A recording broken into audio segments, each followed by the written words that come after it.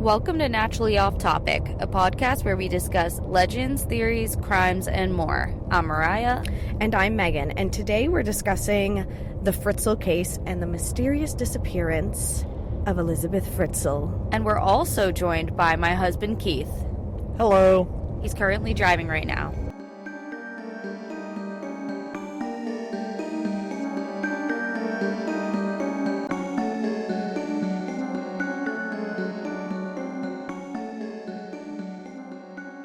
Well, hello everyone, and welcome to another episode of Naturally Off Topic. We're so glad that you're here. If you listen to our bonus episode that we are aiming to publish, not 100% sure if we can, but aiming for it, you'd know that we are on a road trip right now.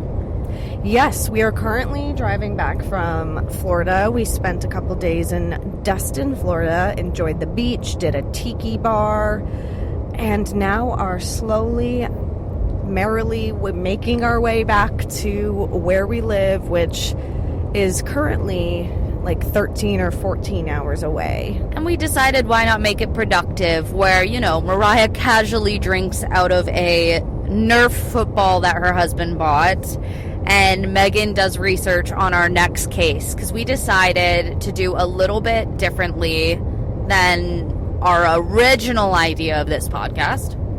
Yes, so we're actually finally dipping our toes into a true crime this week. So we have a story. Well, I have a story. Mariah knows nothing about this case other than the name. And we're going to get her raw reactions to this because this is a pretty crazy case. And I don't want to say that I am excited to talk about this case because of the fact that the nature is very sensitive.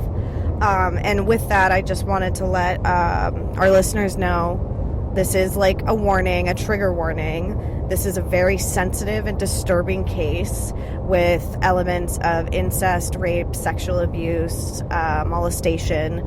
All the horrible things you could ever think of happening to you happened in this case. So if this is something that you don't want to listen to or it's too much for you, please do not listen to this episode. But for those who stay, power to you and good luck. And we also have, if you're not interested in this type of case, we have other ones that we touched on that are more fun, like the Ed and Lorraine. We have the Bigfoot. Amelia Earhart was pretty sad, but also we had some fun there, like in the theories section of that. But as Megan said, this time I know nothing about this case because we realized filming the last one that maybe, her and I both knowing cases, it doesn't jive well when one knows one fact one way and the other knows a fact the other way. We do the best we can, and we're going to try not to oversaturate with, this is where I found this is where I found that. Everything that we speak about, we're going to try to put all in the description. Exactly. So with that, we are going to dive right in to talk about Elisabeth Fritzl, who went missing on August 28th, 1984 at 18 years old. This is the Fritzl case. I got my football ready. Whew. So, to start, we need to know a few important characters in this story, and I'm going to start by describing Josef Fritzl. Who is Josef Fritzl? Josef Fritzl was born on April 9th, 1935 in I apologize, I am not from Austria, but Amstinian Lower Austria. It is considered the capital of the Asminian district and the center of the historical region in Mostervivel. Again, apologies, I do not speak any type of Austrian, so... Say that sentence 3 times fast. Good Lord, I know. So, Josef Fritzl was born to Joseph Sr. and Maria Fritzl, and he grew up as an only child because he was solely raised by his working mother. His father, being a severe alcoholic, deserted his family when Fritzl was 4 years old, and he never came in contact with his dad again. So this is the boy?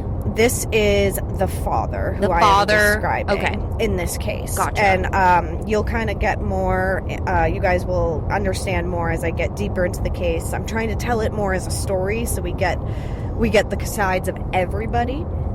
So Something that should be known about Josef Fritzl, though, is that he had a very troubling relationship with his mother. He first described her as the best woman in the world and was only strict when necessary. But later in life, especially once this case came out, he expressed a negative opinion of his mother and claimed that she used to beat him until he was lying in a pool of blood on the floor. Ooh. And it left him feeling totally humiliated and weak.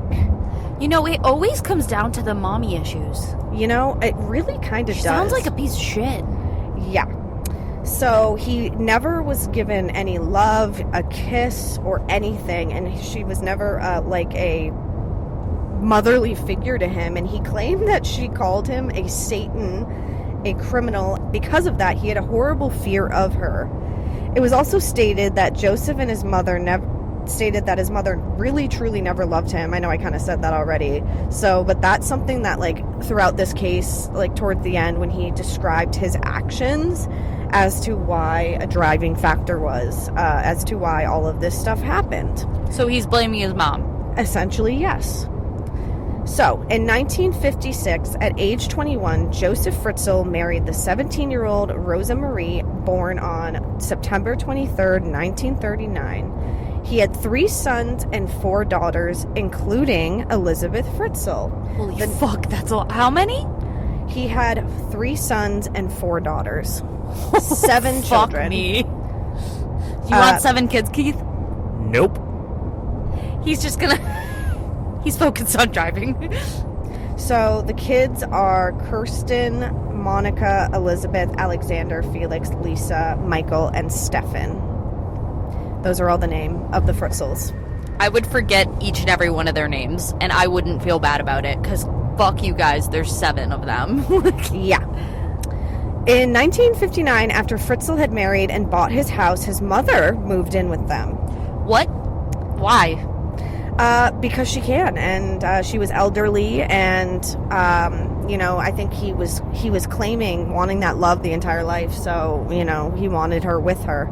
But over time, their roles actually reversed, and his mother actually came to fear him instead of him fearing her. Eventually, he later admitted that he locked his mother in an attic and bricked up the window after telling neighbors that she had died, keeping her locked away until her death in 1980. It is actually unknown how long Fritzl kept his mother captive, but newspapers have speculated that this may have been up to 20 years. And this is just the mother. This isn't even like Elisabeth Fritzl and the entire case. This is like just Wait, the so beginning. his mom came to live with him and he literally just kept her hostage in the attic? Yeah. And said she died. And then she died. Wait, how do we know this? Because- He came out and said this? Yes. What? Yes. After everything came out, you know, he admitted he was kind of like, it was hard to get him to admit a lot of stuff at first, but then he finally was able to, it all came out, and the newspaper picked it up and was like, yeah, it's Was suspected. there like a body to like prove this, or like, I'm so confused. Did he just say this? Because you know how like some criminals He will eventually just, like, got rid of her body, yes, but he kept her What? up there for like years and just Okay, fucking work. let her die. Work. Do you think she deserved that, Keith?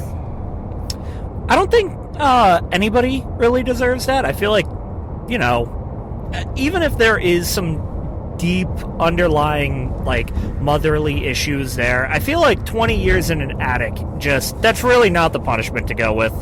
Okay, honestly fair. All right, well then buckle up there, Keith, because you're about to be in for something. In a right. report by a forensic psychiatrist named Edheed Kastner, Fritz's mother is described as unpredictable and abusive, and Fritz actually referred to himself as an Albie child, meaning his mother only gave birth to him to prove that she was not barren and could still produce children. So, Wow. long story short there, it's pretty obvious that Josef Fritzl has had a very fucked up beginning to his life. And he later took punishment on his mother by locking her captive in his attic. So, we love that for you, Josef Fritzl. What Just a kidding. stance. What a fucking tool bag. Anyway, so after completing his education at an HTL technical college with a qualification in electrical engineering, Fritz obtained a job at Voestalpine in Linz.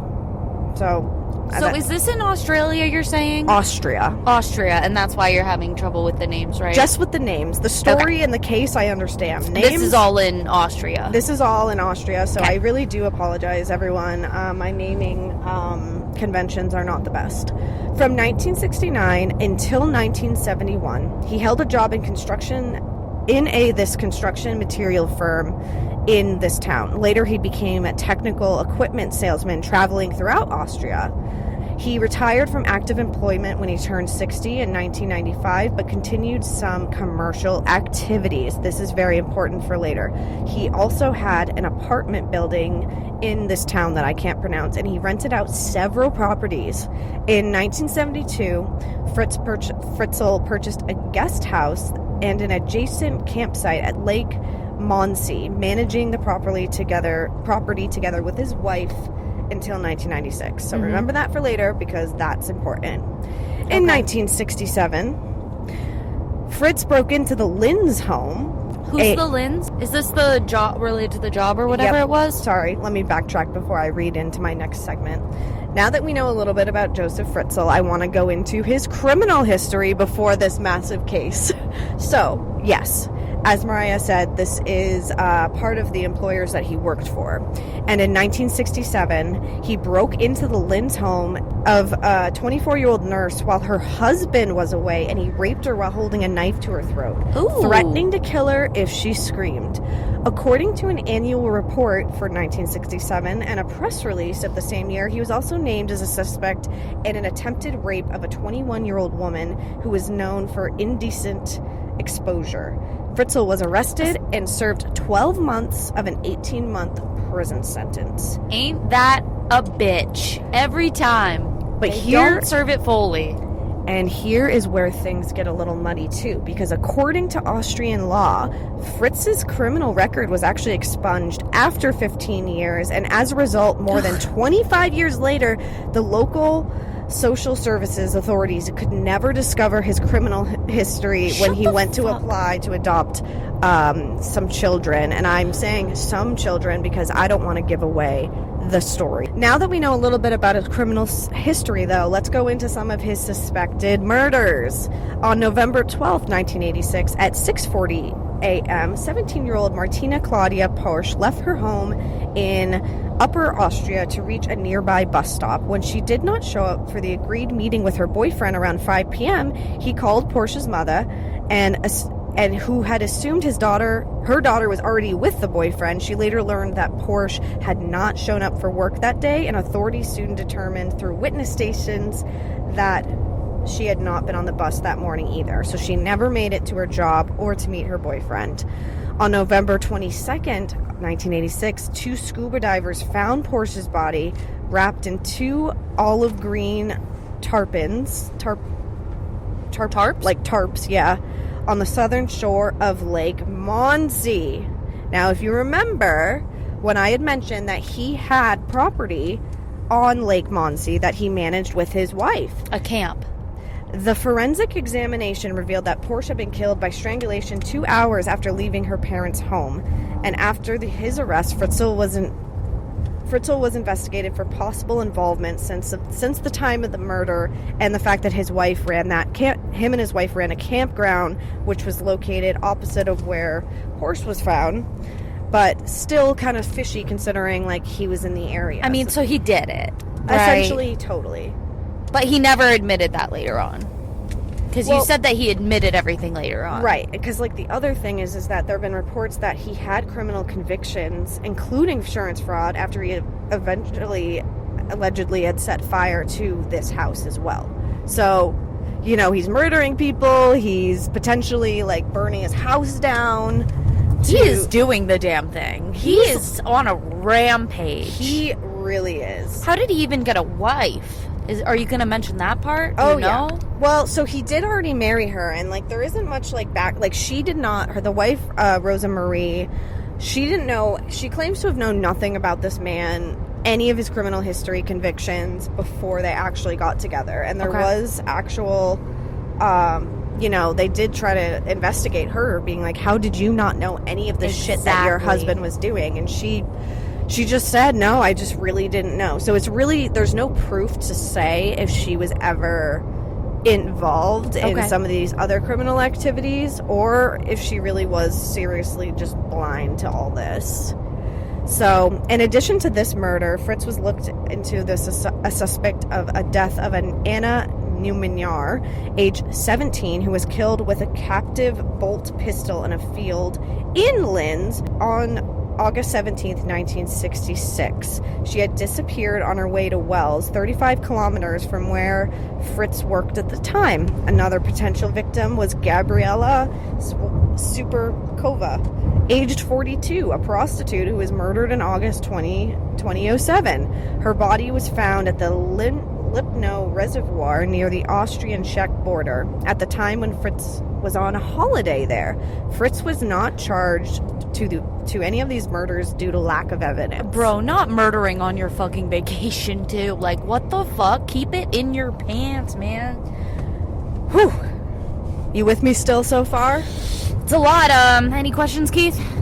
Nope. So, we now simple. know who Josef Fritzl is. He is not exactly the type of guy you want to have in your life, be friends with, or any of that nature. Low-key a piece of shitzel. Literally reminds me of the Toy Box Killer, but honestly, I would arguably say... I don't know about that one, Chief. I would arguably say that this case is really, like, I don't want to, like, say that any case is bad, but I would say the Toy Box Killer and this one are, like, top two for me, being, like, the most You don't want to, like, horrific thing. You don't want to say one person's experience is worse than the other. But I do because they're all terrible. All terrible. But I just want to reiterate that what happened to this family is just beyond terrible, and I just literally I had to take a break because of how horrible it was. Okay, we'll get in the nitty-gritty now, I guess. Alrighty. Who is Elisabeth Fritzl? That's the next person who is going to be a big, big part of this. She was born on April 6, 1966. There's not much background when I looked about Elisabeth Fritzl and her upbringing, other than she claimed that her dad started to sexually abuse her at age 11. And if you hadn't tied in the connection here, Josef Fritzl is the father of Elisabeth Fritzl. So at 16, she had tried to run away from home twice, but each time she was delivered back into her father's violent embrace by local authorities. 3 years later is when she would actually get trapped and never be seen again for a very long time. So the one thing that was said about Elisabeth's upbringing is that compared to all of her other siblings, Josef Fritzl was actually the most brutal to her. And he did not like her very much. And when she like I said, when she reached that age 11, the abuse started to rampage from there. From 11 on, Elisabeth began being raped by her father regularly, in his car, during forest walks, even in the cellar, which would later become her prison. 11 years old, she started experiencing this abuse. And that is why when she turned 16, she kept trying to escape and run away. After completing a compulsory education at the age of 17, Elisabeth started a course to become a waitress. In January of 1983, she ran away from home and went into hiding in Vienna with a friend from work. She was found by police 3 weeks later, returned to her parents, and then rejoined her waitress course and finished it in mid-1984. On a hot day in August of 1984, a month where, just to give you reference, Prince released his latest hit, Purple Rain, the Space Shuttle Discovery took off on its maiden voyage, and the country of Upper Volta changed its name to Burkina Faso. Didn't know that one, but I knew about all the other stuff. After Elisabeth had turned 18, Fritzl lured her into his basement. So Josef Fritzl brought her down to the basement of his family home, saying that he needed help carrying a door. In reality, he had been converting the basement into a makeshift prison chamber. The door was the last thing he needed to seal it. Nah. After Elisabeth held the door in place while Fritzl fitted it into the frame, he held an ether-soaked towel to her face until she went unconscious and threw her into the chamber. Wait. He helped her seal her, or she helped him Seal her without fate. knowing, seal herself in the fucking basement. Correct. Brother. Leading up to her disappearance, he was always somebody who, because he was an electrical engineer, he always was like tinkering with new designs and machinery in the basement. So it wasn't uncommon that he would spend a lot of time down there. But little did everybody know that he was actually utilizing that time to build a fucking prison in his own home. That's exactly what I was thinking is, okay, so she goes down in this basement. You said he, like, you know, molested her in the basement often, too. So it's like, how would she or anybody in the house not have noticed, okay, this space is starting to turn into, like, fucking, what's that prison that we were talking about doing an episode on? Alcatraz? Yes. Why is this prison? Why is my basement looking like Alcatraz over here? Yeah. No one thought anything of it? No, well, because, like, she never saw this. She never was allowed in the basement while he was working on it, you don't think? Yeah, like, I don't think I mean, anyone... it's hard to know. I'm sure you don't know. I don't but know for a fact, but I don't think anyone really, like, knew that that was, like, his... They're just like, oh, Dad's doing his thing down there, whatever the fuck he does. Yeah, and, like, I don't think she chose to even try to spend any time with him anyway, because he just repeatedly abused her even Yeah, before... I mean, who would want to hang out with him? You know, so... After her disappearance, Rosa-Marie, the mother, filed a missing persons report, and almost a month later, Fritzl handed over a letter, Josef Fritzl, to the police, first of several that he had forced Elisabeth to write while she was in captivity. So what day does she go missing? On August 28, 1984. And the mother goes to the police, how long after you said? Immediately. Immediately. Okay, when she's like, where's my daughter? Right. And she claims she has no idea She's like, in the where basement. the fuck is my... Yep. How would you not hear that? It was a soundproof Shut the fuck up. captivity room. He, like, built a soundproof room. Correct. And I'm going to get into, like, the actual construction of the chamber, so you have some of that. So, and like I said, after the mother put up this missing persons report, a month later, Joseph came up with the idea to have his daughter write letters. So he forced her to write these letters while she was in captivity. The letters, postmarked in Branui, stated that she was tired of living with her family and staying with a friend. She warned her parents not to look for her or she would leave the country. Fritzl told the police that she had most likely joined a cult, but the truth was that Josef Fritzl knew exactly where his daughter was. In fact, Elisabeth Fritzl was about 20 feet below where the police were standing. Oh my god, and you know why? Wait, so the police did come in? Yeah, they came to the house. And they didn't check? Okay, whatever. I had no idea.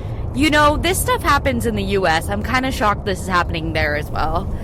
But also, the other thing is you know why it would be believable, and I could see them not even thinking to look, is that she already was a runaway. That's exactly important. And Josef Fritzl, a mastermind manipulator, literally manipulated every single human around him to believe that she literally joined a cult, she was a terrible child, she was a runaway, and that she literally didn't want to be with her family, which in the reality... Well, she didn't. She didn't. I don't blame her. She didn't, but not because she just didn't like her parents. She didn't like her dad. Didn't like her dad. I don't know about the mom. Mom might have been, who knows.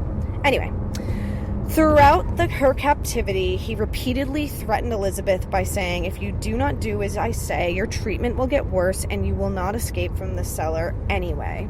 He repeatedly beat her, kicked her, subjected her to humiliating sexual abuse, including forcing her to reenact scenarios from violent pornographic films. The abuse left her with serious, lasting physical and psychological damage. She spent the first 5 years since 1984, and then the 5 years, entirely alone. He hardly ever spoke to her. And 2 years into this captivity, Elisabeth became pregnant, though miscarried 10 weeks into that pregnancy. Oof. So at this point, she's in this basement. She's being repeatedly beaten, raped, and she actually got pregnant and lost her child. The construction of the dungeon. So I know that you had a lot of questions about this, yes. So I want to get into that nitty-gritty for you. Fritzl had been planning what was effectively this dungeon for years, receiving official permits to construct his cellar complex as far back as the late 1970s. So that means He literally has had this plan for a very, very long time. You realize this bitch was probably saving it for his mom and then just didn't get around to it? Yeah, honestly. It was not difficult to get officials to prove the underground constructions. It was at the height of the Cold War, and this, after all, was Lower Austria, which during those times and heady days in world affairs found itself on the frontier with the Soviet Union. Nuclear bunkers were seen as an even more normal and necessary addition to an Australian home than a conservatory or kitchen extension.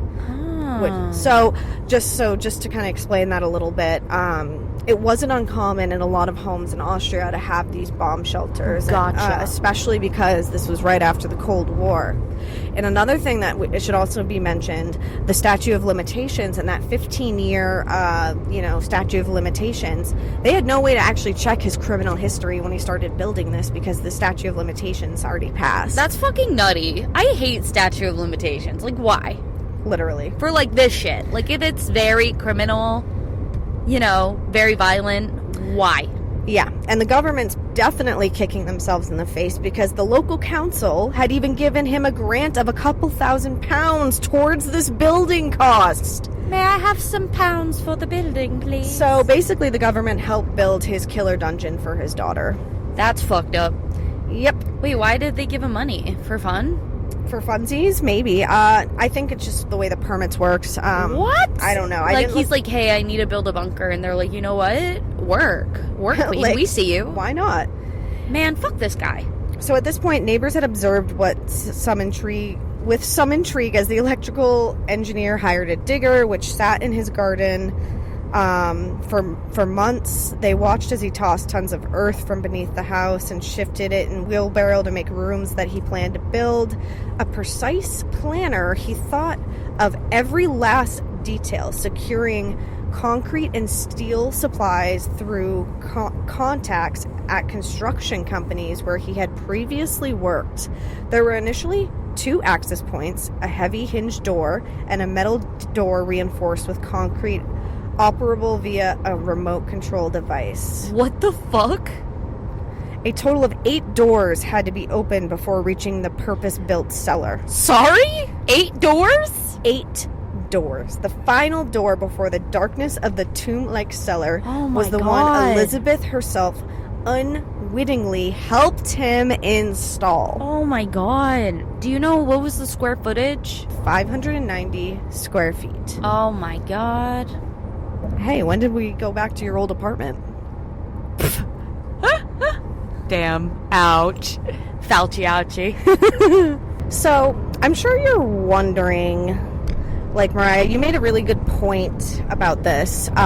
You were like, Elisabeth had already tried to run away. So, like, it's obvious that, in this case, nobody would be looking for her because they assumed that she just ran away because she spoke about it. And it was easy to instigate because Elisabeth had threatened to run away many times. More than once she'd been hauled back by the police. So Elisabeth disappearing one day and running off to join a cult, everyone just believed him. But in reality, she obviously was living beneath the garden where the rest of the family enjoyed barbecues during the summer, just to put that into perspective. I think him adding that she ran off to join a cult is like a little bit of a stretch. Like, he could have just said she ran away.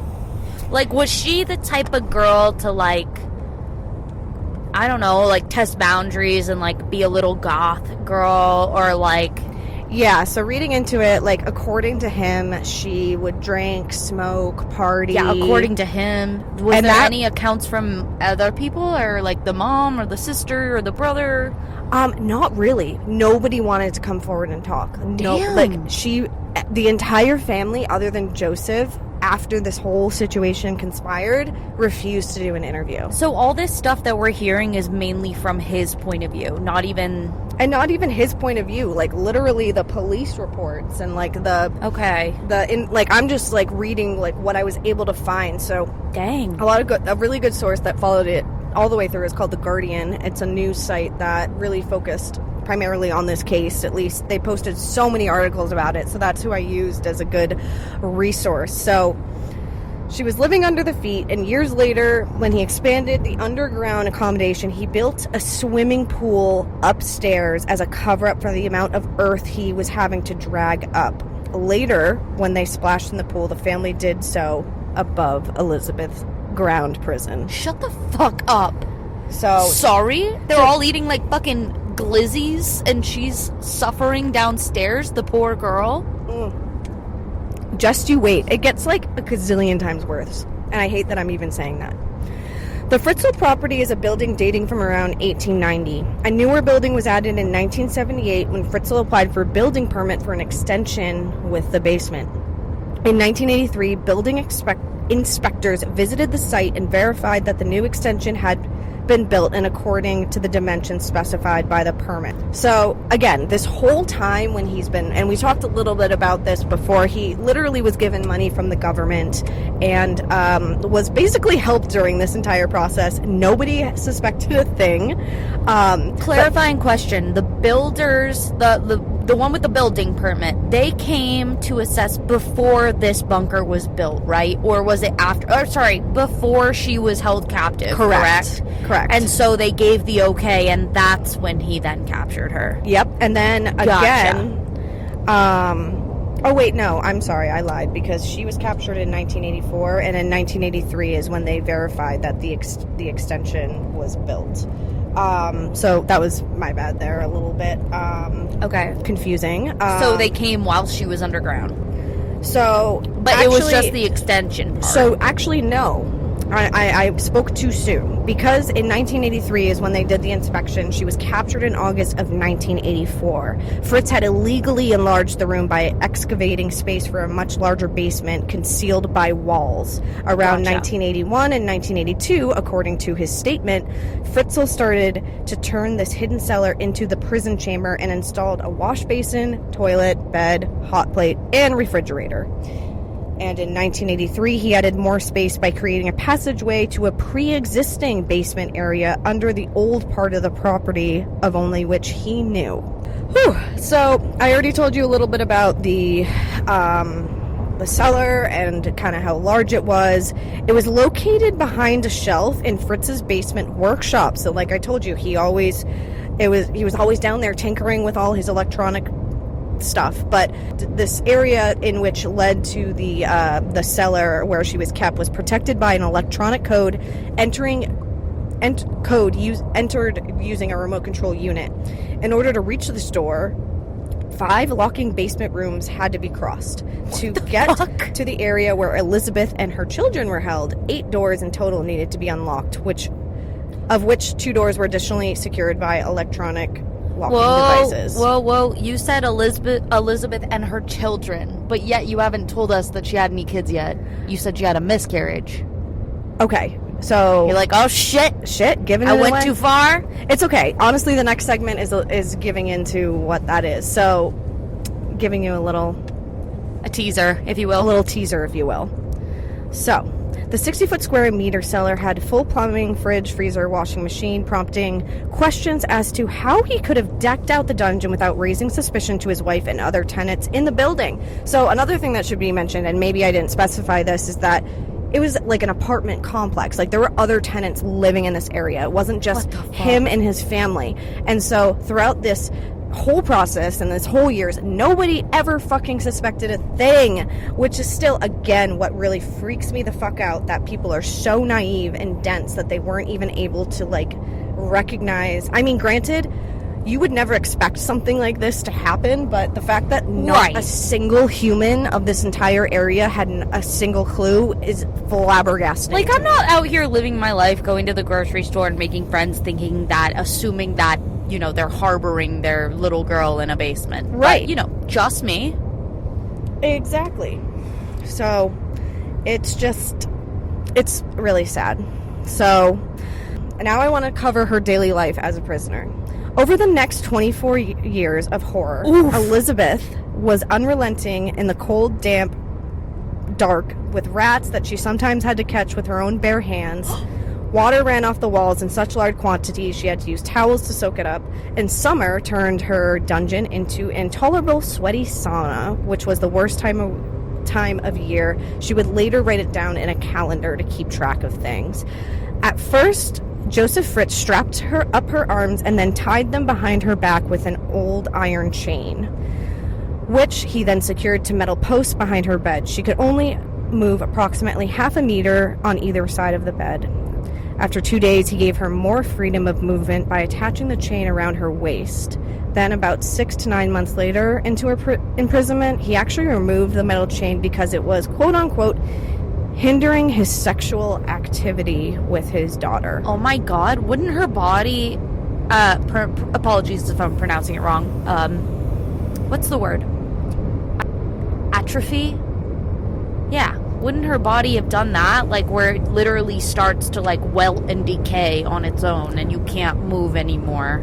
After 9 months, 6 to 9 months, whatever it was. Yeah, possibly, but that's just crazy. But I also think because I don't know, because I don't maybe he gave her, like, little stints of being able to move. I don't understand. And also, I feel like, and granted, I'm not a doctor, but I also kind of feel like atrophy is something that happens to comatose patients. Like, they physically can't move. I don't know. Keith was a personal trainer. He knows a lot about the human body. Actually, yeah, Keith. So I have a question for you then. What do you think? So if she's chained, so according to the stats, she was chained, to this bed. And I don't know if she was, like, left. I don't know if that, like, she was just left there, like... it sounds like to me she was only left in that state of being chained to the bed for 2 days, because after 2 days he gave her more freedom by attaching the chain to her waist. So it started her being chained to the bed for 2 days. Can you get atrophy from that? So I don't necessarily think atrophy would occur that quickly, but at the same time I feel like you're going to lose strength after that amount of time, and I don't know if he was smart enough to have the wherewithal to, like, think that far ahead. He probably did. It sounded like he was a very smart guy. So, I would assume he did it on purpose to make sure she didn't have the strength to fight back. That's the only thing I can think of. Probably. This man has been raping his child since she was 11, it sounds like. So, I don't know what his motives were about tying her up. I don't even want to begin to understand his mind. It's gotta be calculated. It sounds like he had everything thought through, so I do think that he probably did that on purpose, make sure that she didn't have the strength to be able to do anything about what was going on. So what are your thoughts on the case so far, Keith? I know Mariah's been giving her honest feedback, and she's kind of sharing the mic with you. What are your thoughts so far? It sounds like it's a classic case of a dude with mommy issues who definitely has some, very long, drawn-out traumas and is just exploiting it. I would be curious to know if there was any kind of, like... There was obviously neglect. I would be very, very interested to see if there was any kind of, like, frontal lobe injuries in his past. Because there are a lot of cases that do have those kind of, like, head injuries that lead to this kind of, like, fucked up stuff happening. Ooh, well, we're about to get into it. Okay, so come on, Megan. He sexually abused and raped her sometimes several times a day from the second day of her incarceration in this dungeon right up to her release in April of 2008. So, I'm sorry, what? 2008? Yeah, she had been locked in this basement from 1984 until 2008. How many years is that? 24 years. So she went in at 18, so that's... She was released when she was like 40-something. Or no, now she's in 2024. I was going to say, wait, the math on that. I'm sorry. She's in her 40s now in 2024, so she must have been like late 20s, early... Quick math, Keith. 20s. You don't know. Anyway, so over the course of nearly a quarter of a century, he would rape her at least 3,000 times, resulting in 7 babies who themselves often had to watch the abuse as they grew older. She had 7 of her own father's children. Oh, God. And how many... So, was the 7 children you were referring to also her siblings, or you were talking about just her? Actually, I had to look back at it. I do think the kids that I included were her kids, like her siblings. But she so did all the have, kids total were her and her siblings. I have to look into it. She had I believe she had siblings. She had 4 brothers, and she was one of the 3 sisters. But I'm not 100% if the names I provided of those children were hers or her siblings. But I also think there might be a little bit of an overlap where there's same names in situations. So okay. 3 of these children were to stay underground, never seeing daylight until their release in April. But the 3 others mysteriously appeared on the doorstep of Fritzl and his wife, Rosa Marie, in their home west of Vienna, abandoned. So Fritz told the community by Elisabeth, who had delivered them to him, and Rosa Marie from her quote-unquote cult was to be brought to be taken care of by them because she didn't want to take care of them. So basically, I remember you telling me this, and I'm going to clarify. This man, Josef, leaves one of the kids on the doorstep with a note saying, hey, this is Elisabeth, your runaway daughter. I gave birth. I can't take care of this kid in the cult. You need to raise them for me. Correct. And so I may be jumping ahead here, but you said 3 of these babies ended up here. 3 end up coming out later on. What happens to that last baby? So we are going to get into that as to what happened to her final child. And so the reason that, and I'll get into it a little bit more, but just to kind of give you a brief overview, she, in this captivity, knew that she didn't have enough resources, as she was already rationing herself as a prisoner, to manageably take care of 7 children. So she had to plead with Josef to be like, I need you to take them upstairs so they can live and be alive, because I physically cannot feed them and keep them down here with the little amount of food and everything else that you're providing us. As I stated, Fritz had actually entered the chamber almost every day, or at least 3 times a week, bringing them food supplies and, of course, repeatedly raping Elisabeth. Throughout the years, Fritzl lived a grotesque double life with relish. According to his wife's sister, Christina, he went to the cellar every day, usually at about 9 a.m., allegedly to draw blueprints for machines he was selling. He would often spend the whole night there. He watched motor racing on television with his children, and in a bizarre attempt of playing a normal father, would buy his incestual children toys and would play with them. He bought Elisabeth clothes. Sometimes she chose them out of a catalog. On other occasions, he would choose them himself. Friends he holidayed with in Thailand saw him picking out glittering evening dress and lingerie at a market, clearly much too small for his rotund aging wife. Sorry, that was not me saying, that was literally the notes. Wow, when he realized that he had been spotted, he joked about having a bit on the side. Not for 1 minute did they suspect that it could be his frickin' daughter. She gave birth to 7 children, as I said, in captivity. You had asked about the one about the 7th child. One child did die shortly after birth, and the father would take the remains of the body of the infant and throw it in an incinerator to make sure that nobody could find evidence of that. Where did the incinerator come from? I wish I knew. I really did. She's like, literally the only person who's giving me any information is Josef, so yeah, he's not going to disclose his local incinerator. So her 3 kids, Lisa, Monica, and Alexander, were removed from the chamber as infants to live with Fritzl and his wife. So those are the 3 that ended up moving up. So this is where the statute of limitations plays a huge, huge role, is that when these 3 children showed up in this whole facade of that she's in this cult, the statute of limitations, like I said, expired. So they had nothing to hold him on as to why he couldn't adopt these 3 kids.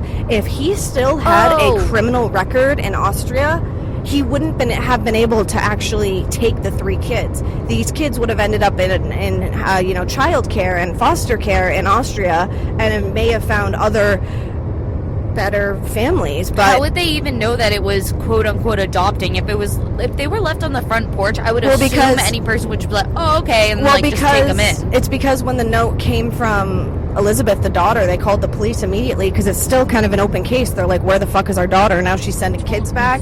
It was clear that he wanted Elisabeth, which he called Leslie, to dress up and parade around for him in this miserable cell he forced to call home. Then, after raping her, he would settle down at the table while she prepared the meal, and they would discuss the children's upbringing, because he's gross. She gave birth, like I said, to the 7th children, and over the next 12 years is when these births really took place. And I just want it to be noted that all these births took place without any medical help, and to prepare for them, poor girl, her father provided her with her own disinfectant, a dirty pair of scissors, and a 1960s book on childbirth. Oh, God. Like I said, so the baby that died, one of the children, a twin named Michael, died shortly after birth in the cellar in 1996. He had severe breathing difficulties and expired in his mother's arm when he was just 66 hours old. He immediately, subsequently burned the baby's body in an incinerator, but until his admission during his trial week, always denied that he was responsible for murder through negligence. I don't know why I didn't help. He told the court, I just overlooked it. I thought the little one would survive. Upstairs, however, the 3 other children continued to thrive, doing well in school, playing the trumpet, and they were regularly seen out on Saturday nights joking, laughing with their grandfather and mommy, as they called Rosa Marie. Elisabeth was determined to do the best she could for the 2 remaining children that were downstairs. Wouldn't it still be 3 downstairs? Well, 'Cause one of 3 them were died. upstairs. No, you said there was 7 total. Oh, yeah, though. sorry. You're right, I miscalculated. The 3 were still downstairs. Though there were no books, she watched adventure films on their television and made up stories about princesses and pirates. Their mother taught them some reading and writing, but Elisabeth lost much of her childhood knowledge because of years of sexual abuse. Following the 4th child's birth in 1994, Fritz did allow this enlargement of the chamber, and that's where it went from 380 square feet to 590 square feet. So I know you had asked earlier how large was the chamber. Oh, and you said it was 500. I thought this whole time it was 500. It used to be 380 square feet, but then after the birth of the 4th child, and I apologize, Oh, it was God. later in my notes that I had this, it was actually enlarged to 590 square feet, putting Elisabeth and her children to work digging out soil with their bare hands for years. My God. So three kids lived in an apartment smaller than my first apartment, or my second apartment. Whew. Yeah. At times, Fritzl would punish the family by shutting off their lights or refusing to deliver food for days at a time. He told Elisabeth and the 3 children who remained, Kirsten, Stefan, and Felix, that they would be gassed if they tried to escape. Investigators concluded that this was an empty threat to frighten the victims. There was no gas supply in the basement, thank God. However, Fritzl told them they would be electrocuted if you tried to meddle with the cellar door. Also, how the fuck would they get out? There was 8 doors.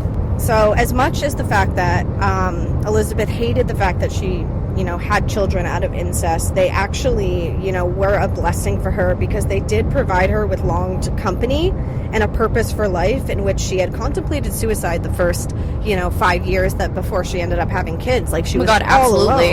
alone, Isolation can do a number to somebody. That's why, my the God. maximum penalty, whatever they call it, the maximum penalty is you're in a room by yourself, isolated. Yep. She cried as the freezer he later installed so that they could stockpile food while he went away on his holiday. And it defrosted and leaked, and the contents on the freezer would leak, so that way everything on the floor was damp and, gross and smelly and mildewy. So basically everything in her prison was just disgusting. And again, no one suspected anything because he often would always go down into this. And actually, so funny enough, a tenant who rented the ground floor of the room in the house for 12 years claimed to hear noises from the basement, which Fritz said were caused by faulty pipes or gas heating system. Was there any showers, by the way? Yes, they did have, and in our social media, I will be posting photos of everything that I can find. Yeah, please. There are some pictures of just what the prison looks like, and it's pretty bad. Why did Josef Fritzl decide to let the 3 children upstairs while 3 were still downstairs? A likely explanation into why Kristen, Stefan, and Felix were forced to stay down there is because they were already secluded. But as the raping continued and Elisabeth's family grew, he simply ran out of room, and it was too late to move the 2 eldest up, who by now had memories of this place and the mother and him together. Totally. So they were kind of condemned to their fate of staying down there, whereas the other 3 infants, after they were born, were immediately whisked away. There were signs that Fritzl was planning to release them. He had made Elisabeth write a letter in which she said she wanted to come back, but it wasn't possible yet. His plan seemed to have been that Elisabeth would appear to return suddenly from the cult in dreadful physical condition of her and her children could be attributed to her treatment at this cult, but this deceit was denied by Kirsten's illness, the eldest daughter. So that's where we get into the rescue and discovery of Elisabeth Fritzl. Okay. On April 19th, 2008, Fritzl agreed to seek medical attention after Kirsten, Elisabeth's eldest daughter, fell unconscious. Elisabeth helped him carry Kirsten out of the chamber and saw the outside world for the first time in 24 years. He forced Elisabeth to return to the chamber where she remained for a final week. Kirsten was taken by ambulance to the local hospital and was admitted in serious condition with life-threatening kidney failure. Oof. She looked like, this is How like, old was she? at this point, the eldest daughter, I think she was like, it doesn't say, I think she was maybe like 14, 15. Okay. In the film, she was portrayed to have asthma, but I don't know if that is because what actually happened was that she really had kidney failure. So I'm not sure if those 2 things were. And honestly, so she was described to look like a pale creature with bad teeth, laying dying. Fritzl later arrived to the hospital claiming he found a note written by Kirsten's mother. He discussed that Kirsten's condition and the note to the doctor. For a week after that, so during this week where Elisabeth's still in the basement with her other 2 children, Kirsten is in the hospital by herself. Police questioned Kirsten and asked for any public information on her family. Naturally, no one came forward, and there was no family to speak of, and they finally started to grow suspicious of Joseph because he just kind of showed up with this note and was like, I know what's happening. So Kirsten's like, I don't have a family, like she knows you can't say anything? Correct. Everyone was so scared to out the dad because literally he gave so many threats about he's like, I will kill you them. all. So they started, with him being there, it just started getting really weird. So medical staff found aspects of Fritz's story puzzling, and they alerted the police on the 21st of April. The police broadcasted an appeal on public media for a missing mother to come forward and provide information about Kirsten's medical history, which, as we know, she literally has none because she's never been outside. So she never seen a doctor, dentist, first gynecologist. How do we know maybe she was old enough to get her period? We don't know. Oh God, do you think she was sexually molested by the fucking weirdo? I would not be surprised. It wasn't really a count in this case. However, I will say the 3 children who did remain in the cellar, they did witness many of the rapes and the sexual act outs that the father would make her act out in front of the children. He did that in front of the children as well. Of course he did. So Elisabeth and her 2 boys viewed this public broadcast and appeals on the television and pleaded with her father to let her out. And finally, he, for the first time ever, and to this day, everyone's like, no one really knows why he did this, but he finally, said, yes, you can come out of the cellar and go see your child. And during this time, because Joseph was involved in, Kirsten showing up at the hospital, they understood who Josef Fritzl was. They were like, you're the guy who has a missing daughter. So around the same time that Kirsten shows up to the hospital for these injuries, they reopen the Elisabeth Fritzl case. So, because, like I said before, it was kind of a cold case. I didn't say this. I didn't say it was a cold case, but for a while they had no leads, because the only thing they had coming out of this is that they suspected that she ran away from a cult. She was already 18 years old, so technically and legally she was an adult, and if she did choose to run away from home, that is her prerogative. In reality, we know that wasn't the case. So on April 26, he released her from her cellar along with her sons, Stefan and Felix, bringing them upstairs, and Elisabeth went to the hospital. Following a tip-off from the original doctor that was on Kirsten's case, the police detained both the Fritzes at the hospital and started questioning. It was Elisabeth's instinct, to save her children, which is really what led to her arrest, the father's arrest.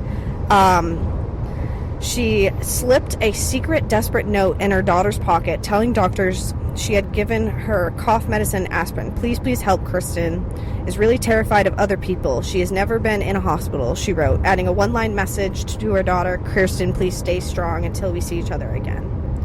So, but because they originally detained her when she first got to the hospital, her being Elisabeth, they did not believe the story. She was whisked away into her room where police threatened to charge her with child abuse because it was clear that she had neglected her daughter. Okay. But Elisabeth said she had a different tale, and she would only tell them the story on the condition that she would never have to see her father again. Over the next 2 hours, she told the story of her 24 years in captivity. Elisabeth recounted that Fritzl raped her and forced her to watch pornographic videos, which made her reenact these pornographic videos in front of her children to humiliate her. At this point, Fritzl was age 73. Ew. And was quickly arrested on suspicion of serious crimes against the family members. I would say, I just know those police probably looked at her like she was crazy, though. Well, I think because that's an insane tale. But you also have to think her. But it's true, and not even to mention her physical look. Yeah, I'm sure that she really looked probably rough as hell. Exactly. That probably definitely helped with them following up. Actually, exactly. So on April 29th, it was announced that a DNA evidence confirmed Fritzl as the biological father of his daughter's children. Ooh, that'll get ya. His defense lawyer said that although the DNA test proved incest, evidence was still needed for the allegations of rape and enslavement. What other proof do you need? So, in a later press conference, police stated that Fritzl had forced Elisabeth to write a letter in previous years, which indicated that he may have been planning to release her and the children. Like I said, I had mentioned that she had wrote a final letter saying I want to come home and I will, but not yet. So there was an idea that he was planning to release them. So after this whole thing came out, the chambers were so well hidden that police initially failed to find them until Fritzl guided them through the 5 different rooms in the cellar into the workshop. There he concealed behind the shelves with paint cans, containers, which was 3 feet high, reinforced 660-pound concrete door that was secured electronically. And police to this day are still confused as to how he was able to get this whole thing fitted without outside help. That's so disturbing that someone could be that smart but evil. It's always the fucking evil people that are so smart, like the Unabomber, too. So, since she was never had to see that man again, aka her father, Elisabeth gave a videotaped testimony before Austrian prosecutors and investigators on July 11th, 2008. On the 13th of November, authorities released an indictment against Fritzl. He stood trial for the murder for the infant Michael, who died after birth, and faced between 10 years and life imprisonment. Fritzl was also charged with rape, incest, kidnapping, false imprisonment, slavery, which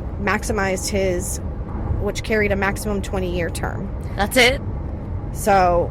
Well, he was in his 70s, but still, that's it? He was basically... Well, no, I think he was facing life. Okay. Or okay. He was facing 10 years to life, and then an additional 20 years. Any chance he could face, the death penalty, or... I don't know if they do the death penalty in Austria. That'll be something I'd have to look up. So the trial began on March 16th, 2009 in the city of Sankrit, Polton, presided over by Judge Andrea Humer. On the first day, Fritzl entered the courtroom, attempting to hide his face from cameras behind a blue folder, which he was entitled to do under Australian law. But after the opening statements, all journalists and spectators were asked to leave the courtroom, whereupon Fritzl lowered his folder. Fritzl pleaded guilty to all charges, with the exception of murder, grievous assault by threatening to gas the captives if they disobeyed him, which, as we remember, was an empty threat. Yeah, that's his thing. That's his kink. Yeah. So Fritzl told officers he had no accomplices, but further details emerging from the case are stroking suspicion that other people may have been involved.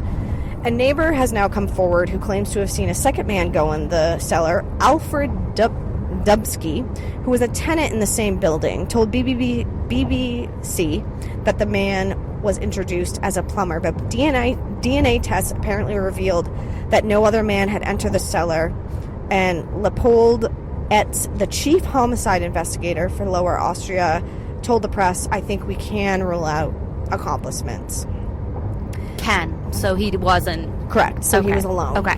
So tenants of the 8 flats in the same building were forbidden by Fritzl from going into the basement, and a lot of them appeared to have followed the instructions. So that would explain why most of them never really saw. Some have, since this case came out, said they heard children's cries, knocking, and saw Fritzl making visits to the cellar late at night. However, without any reason to suspect anything sinister, they had no reason to question the going-ons. Fritzl's lawyer insisted that Fritzl was not a monster, stating that he brought a Christmas tree down to his captives in the cellar during the holidays. Oh, okay, cool. Yeah, not a monster at all. He had a Christmas spirit. Oh my god. Fuck this guy. However, the prosecutor was pushing for life imprisonment. Fuck yeah. All right, on March 19th, 2009, Fritzl was sentenced to life imprisonment without the possibility of parole for 15 years. He has said that he accepted the sentence and would not appeal, and he's serving out his sentence in the Gastern Abbey, a former monastery in Upper Austria that's converted into a prison. So... Only 15 years? Well, he could appeal for parole after 15 years. Ugh, actually, but it is life in prison. The scary thing is that 2024 is the year he could actually appeal for parole, which is kind of crazy. So this year? Yes. Did he? Yes. That's well, actually, I don't know. I'm sorry. I preemptively spoke too quickly. God damn it. So after, he's gone to jail, Elisabeth and all of her 6 surviving children and the mother, Rosa Marie, were housed in a local clinic where they are shielded from the outside environment, received medical and psychological treatment, and offered new identities. Wow, witness protection program. They did. I would need a new identity for sure. So, and the children still to this day obviously need ongoing therapy, and a lot of them, it's suspected they may have some genetic problems due to the incestual relationship. In March of 2009, Elisabeth was said to be estranged from her mother, who accepted Fritz's story about Elisabeth joining a cult and did not pursue the matter further. Elisabeth allows her 3 children, who grew up in the Fritzl household, to visit their grandmother regularly. Rosa Marie lives alone in a small apartment. So that's kind of where the mother is. At this point, just to kind of give you the rundown as to where Elisabeth is now, obviously she is still mentally, broken because of all of this. And because of this, she has never had a photo taken since her last photo taken, which was in was when she was 16. I don't know what year that was. Oh, wow. So not even when she was rescued? Yeah. So, and what's crazy is that now, when she was released from this prison at the time when she was younger, she was in such bad shape that, her hair was all white, even though being at a young age. And Fritzl even quoted, in an interview saying that my drive to have sex with Elisabeth grew stronger and stronger. I knew Elisabeth didn't want me to do what I did to her, and I knew it was hurting her, but it was like an addiction. In reality, I wanted children with her. Oh, God. So, God, nasty. he's fucked up in the head. And unfortunately, he's still alive, huh? unfortunately. You know, he was trying to essentially, his reasonings was that she would break all the rules and, you know, she would drink, and I tried to get her out of this swamp, and I needed to take precautions and I needed to create a place where, you know, where she could be away from everybody else, because he's disgusting. So. Oh, go fuck yourself. Today, Elisabeth Fritzl, actually, all of the family members have a new alias, a new name, a new identity, and it has never been released, and they are only known to live in a secret Austrian village known as Village X. The reason for this is because they needed to start a new life, and like, their story was probably one of the most horrific things to ever happen. So it's constantly under CCTV surveillance. Police are always around, and, you know, the 42-year-old Elisabeth now is just living her best life. There were some counts that people have been saying that Elisabeth loves to shop. She could never do that, being locked in the prison, so she loves jeans with glitter and pockets. She passed her driver's test without difficulty, because, again, she was locked in the cellar. She had no ability to be a kid or be an adult. So, now, you know, the kids have a PlayStation, and they are not in any financial duress because they are being taken care of by Austrian authorities, who have provided her up to like £60,000 in child allowance. So, yeah, that is the story of Elisabeth Fritzl. What a whirlwind. What are your thoughts there, kiddo? I just think, like, it's just insane that it went on for so long, and I think it's just crazy to know that, like, if he could have easily just let Kirsten, is that her name? The oldest. Yeah, yes. He could have easily just let her die, and then they would have never been found out. But, like, it was, and thank God he did let her go get help. I mean, geez, but, like, it's crazy. They were just living under their nose, and no one knew about it, and it makes me almost wonder, like, how many people are currently being held in, like, some sort of prison like this? Yeah, and, you know, it's obvious that this man, and I know Keith had mentioned earlier, he was like, oh, like, head trauma. Head trauma. I really did not find anything in regard to head trauma. All his motives, from what I was been able to read, was that he had a very estranged relationship with his mother. If his mom really did beat him over the head till he was bleeding, he obviously did have some head trauma, so. Yeah, so it is quite possible. So, with that, everybody, thank you for sticking through this very sad and long episode. I don't want to say that you enjoyed it, because you probably didn't, because it was awful. And thank you to my beautiful husband who drove us all the way here to this random gas station in South Carolina. Megan and him are gonna switch off so he can finally get a break. Never mind, he just wants to keep going. They could have switched just now, but he refuses. He's so determined. Enjoy the rest of your day, my friends. And I will probably not do a true crime next one, so that way we can, you know, we may need take a little break from this this story. I don't know. Like, we just need a fluffy story next. I mean, I'm not someone who gets, like, too uncomfortable with true crime stories and stuff, because I can kind of try to detach myself from these sort of things. But I do enjoy our conspiracies and our history, like, and our theories. I love it. So, anyway, we'll keep you updated. We'll see you in a couple weeks. And, keep it real. Keep it freaky. Keep it naturally. Bye.